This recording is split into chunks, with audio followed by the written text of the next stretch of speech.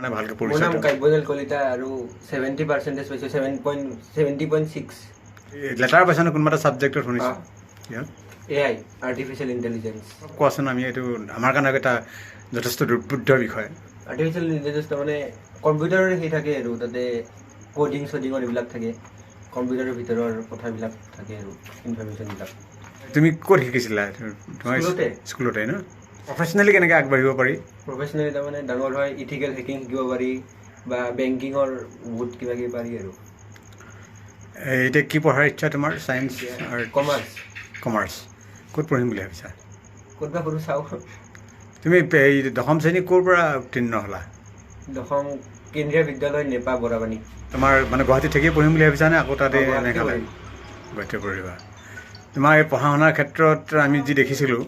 ওচৰ চুবুৰীয়া হিচাপে মায়ে তাত থাকি যথেষ্ট কষ্ট স্বীকাৰ কৰিছিলে নহয়